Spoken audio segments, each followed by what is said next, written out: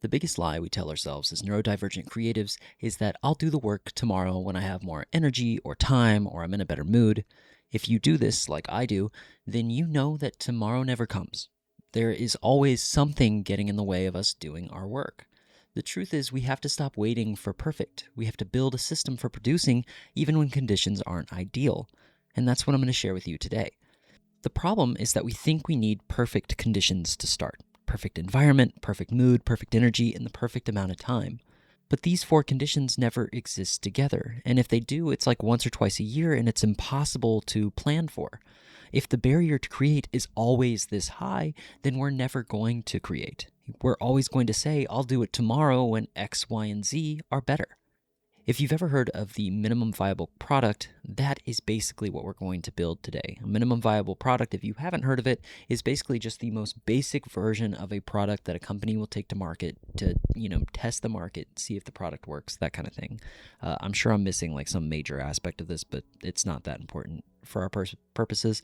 Basically, we are just going to build ourselves an MVP so that we can create even when conditions aren't perfect. I call this the minimum viable condition, or MVC. The MVC is the absolute bare minimum environmental, mental, and temporal conditions required to do shitty work for just 5 minutes. And you heard me right. We're doing shitty work. We're focusing on that. We need to shift our expectation from always making ourselves do this great and perfect work to reducing friction to starting to work as much as possible. Perfectionism is this endless trap, and we're going to avoid it as much as we can.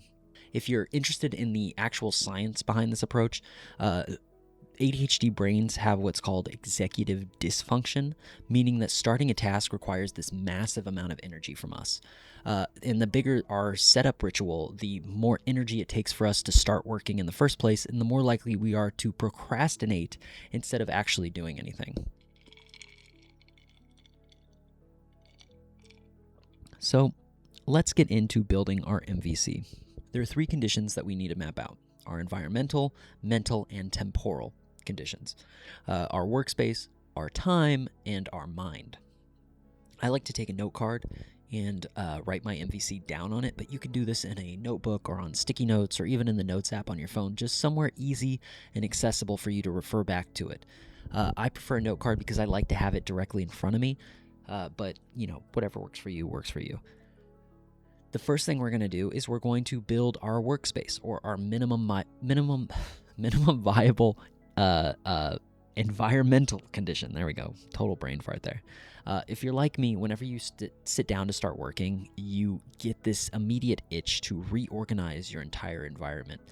Maybe your desk is a little too messy, or you become convinced that if you just rearrange everything on your desk, then finally you'll have the perfect setup that's Instagram worthy, and you'll be able to actually like maximize your creativity. But that is just a lie that we tell ourselves. The truth is that our desks are never going to be perfect. Our workspace is always going to be flawed. What we need to do is establish a minimum viable workspace. So this looks like a lot of different things. For me, it is a small bit of my desk that is cleared away so that I can put my laptop on there. That's all I need. I just need room for my laptop.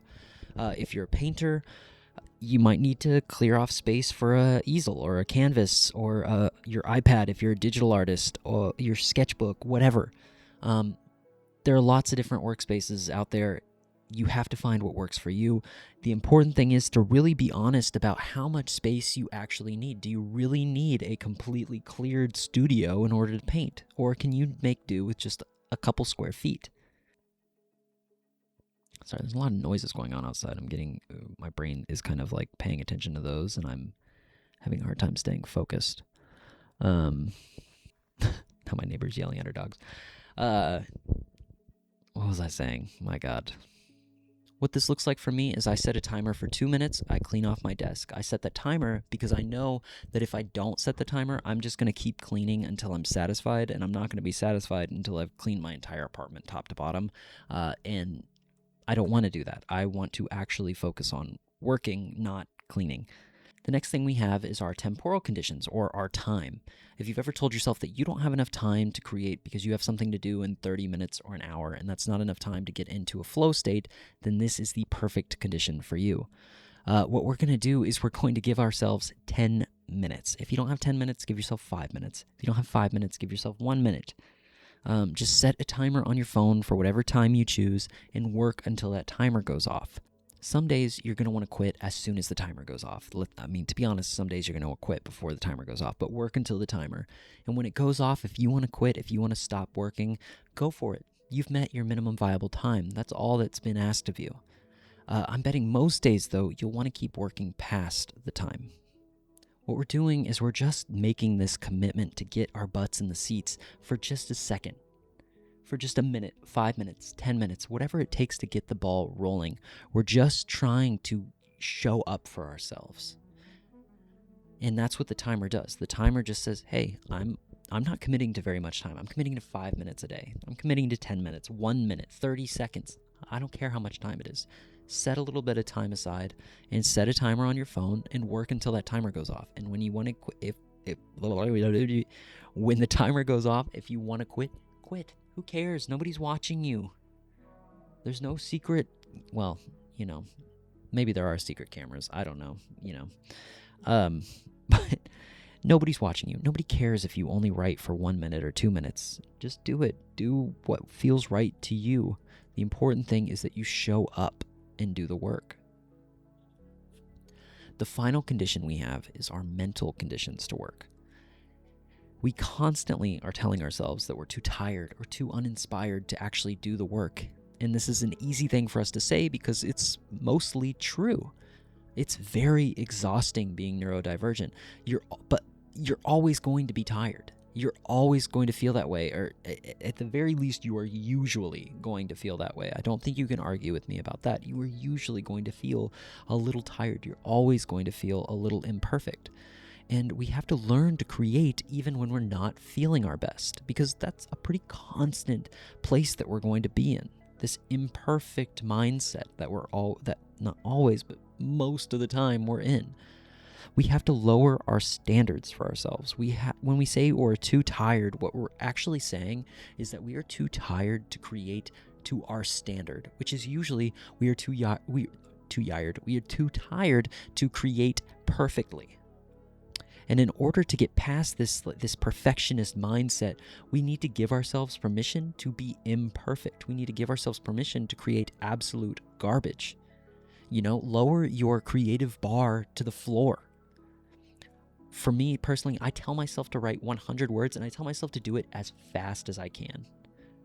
And what I found is that usually these 100 words are the worst thing that I've ever seen. I want to burn my apartment complex to the ground when I see these words. They are awful. They're terrible. I hate them. I would never let a single human being look at these words, read these words, perceive these words.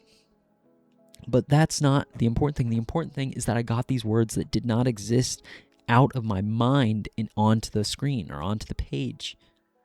And that's what you have to find for yourself. You have to find what is that minimal thing that you can do every session that you're working that kind of shuts that perfectionist brain off. If you're a artist, maybe that is, I'm going to get my sketchbook out and I'm going to fill up a page in my sketchbook as fast as I can. I'm going to give myself 5 minutes and I'm just going to fill up this page. And what that does is it kind of negates your, oh my gosh, my stomach just growled so loud. I'm very curious if that's going to show up on camera. On the mic. That was so loud. What was I talking about? My stomach really derailed me there. The important thing is that you find just the smallest possible thing that you can do to just shut that perfectionist brain off. So for me, it's writing 100 words as fast as I can. For you, it might be sketching as fast as you can. If you're a musician, maybe you have to I don't know, honestly. I'm so sorry. I'm not a musically gifted person. I have no idea anything that musicians do. So sorry. Maybe if you guys have ideas, drop them in the comments, I guess. I got nothing. So sorry. But now we have our three conditions. We have our three minimal conditions. We have our workspace in order. We have our mindset in order. We have our time in order. And the important thing to take from all of this is that we really need to stop waiting for everything to be perfect. We need to build a messy and imperfect MVC. We need to make it so stupidly minimal that it's almost impossible for you to fail. As a reminder, here's mine. I start by clearing off my desk. I only give myself 2 minutes to do this, otherwise it'll snowball and I'll clean my whole apartment. I just need a little bit of space on my desk. That's my minimal workspace condition. Next, I write for 10 minutes. I set a timer. I can give myself, most days I can write 10 minutes. Most days I write more than 10 minutes, but almost every day I can set aside 10 minutes to write. So I set a timer on my phone and I write until that timer goes off. And then finally, in order to get my perfectionist brain to shut off, I write 100 words as shitty as possible and as fast as possible. I shut off my inner critic. I shut off any perfectionist filter, and I just write as fast as I can. And what that does is it just gets the snowball of my creativity going until it's like really rolling, and I have like an avalanche of creative thought, going down the hill, whatever. I kind of lost the analogy there, but you just want to find something small and concrete that you can do to get those juices flowing. Now, the important thing is that I can do this almost every day. But I want to be clear I want it to be clear that although I can do this almost every day, that is not the expectation. The expectation is not that I do this every single day, and nor should it be. Neurodivergent people, we need more rest than neurotypical people. We should be giving ourselves 1 or 2 days every single week to do absolutely nothing. And I mean absolutely nothing. Rest is not the opposite of productivity. It is a part of it. If you find yourself missing several days of work or in short succession, then it might be time. It just might be proof that it's time for you to take a few days rest. And it's not proof that you are a failure or that something is wrong with you.